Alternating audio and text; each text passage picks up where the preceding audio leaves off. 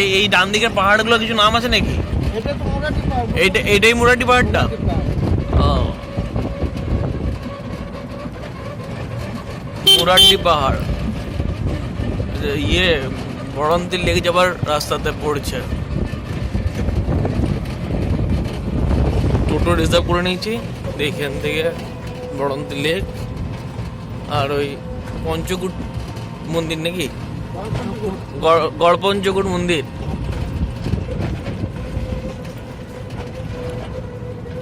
দেখবো